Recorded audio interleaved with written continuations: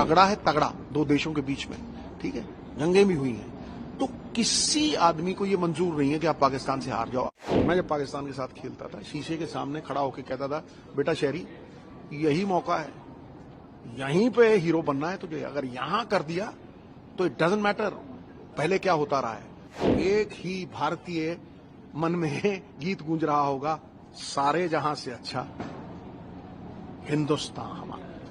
यहां दबाव अपेक्षाओं का है और एक कल्चर ऑफ रेट्रीब्यूशन है। हार किसी को हजम नहीं है।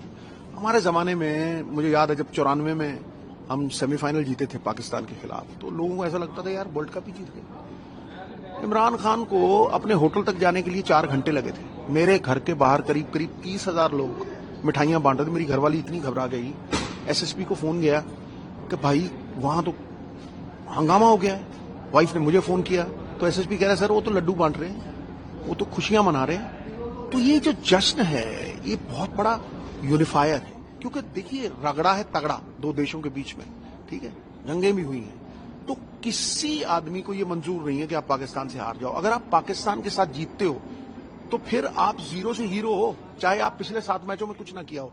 गंगा नहाने वाली बात है, आपके सब पाप धुल जाते हैं और आप एक हीरो की तरह इमर्ज करते हैं। मैं जब पाकिस्तान के साथ खेलता था, शीशे के सामने खड़ा होकर कहता था, बेटा शहरी, यही मौका है, यहीं पे हीरो बनना है तुझे। अगर यहां कर दिया तो इट डजंट मैटर पहले क्या होता रहा है।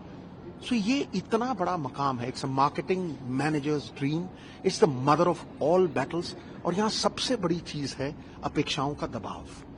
शेक्सपियर ने कहा था, he is the happiest from whom no one expects, but when the Indian team walks out, सारा हिंदुस्तान, जो भी बाहर सेटल्ड हिंदुस्तानी है, उनकी एक ही अपेक्षा है कि पाकिस्तान को हरा दो गुरु।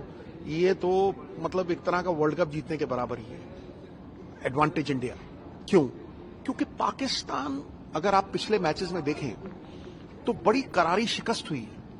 पहले इंग्लैंड से हार लिए, फिर वार्म अप मैचेस में हार लिए, और फिर यूएसए से एक टेस्ट प्लेइंग कंट्री का हार जाना, समझे नहीं, वो एक तरह का मानसिक घाव है। देखिए तलवार के घाव भर जाते हैं, लेकिन मानसिक घाव जो है वो नासूर बन के खड़े रहते हैं। दैट्स नंबर 1, कि वो एक साइड इन द डिसेंट है, हार रहे हैं बहुत, फिर भी एक मर्क्यूरियल साइड है। पारा जैसे ऊपर नीचे होता है ना, ऑन द गिवन डे उनकी बॉलिंग इतनी अच्छी है, दे कैन बीट एनीबडी। दूसरी तरफ India is a side in the ascendancy, चढ़त में है, भारतीय टीम चढ़त में है। क्यों? पहले मैच में यहां 182 बनाए, वो मैच जीता, फिर दूसरे मैच में दूसरी टीम को 97 पे आउट करके फिर वो बड़ा आराम से चेस कर लिया, सब फॉर्म में है। तो मुझे लगता है कि एडवांटेज है, और पाकिस्तान एक पंख की चिड़िया के बराबर है, क्योंकि बैटिंग उनकी नहीं चल रही। दूसरी बात, हार के आ रहे हैं और यहां की कंडीशन से वो वाकिफ नहीं है। एकदम से अडेप्टेबिलिटी करनी, अनुकूल परिस्थितियां बनानी या परिस्थितियों के अनुसार अपने आप को ढाल लेना, ये बहुत मुश्किल काम है। भारतीय टीम ढली हुई है, यहां जीत चुकी है, तो advantage India, but on the given day Pakistan can do anything.